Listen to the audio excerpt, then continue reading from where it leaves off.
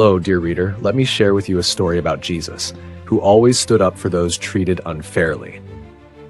One day, Jesus was teaching in a bustling marketplace when he noticed a tax collector named Matthew sitting at his booth. Tax collectors were widely despised. They were seen as traitors, taking money from their own people to give to the Roman occupiers. Most people shunned Matthew, whispering insults as they passed. But Jesus didn't turn away. He walked up to Matthew, looked him in the eye, and said, "Follow me." Surprised, Matthew left everything and became one of Jesus' disciples. Sometime later, Jesus dined at Matthew's home, surrounded by other tax collectors and sinners. The Pharisees, religious leaders who prided themselves on following strict laws, saw this and muttered, "Why does he eat with tax collectors and sinners?"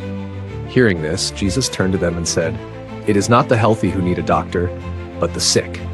I have not come to call the righteous, but sinners." With these words, he reminded everyone that his mission was to bring hope and love to those whom society rejected. Jesus knew that everyone deserved compassion, even those who had strayed. On another occasion, Jesus entered the synagogue on the Sabbath, where he saw a man with a withered hand. The Pharisees watched closely, hoping to accuse him if he healed on the holy day. Jesus, seeing their hearts, called the man forward and asked, "Is it lawful to do good on the Sabbath, to save life or to kill?" When they remained silent, Jesus healed the man's hand, showing that compassion should always come before rigid rules.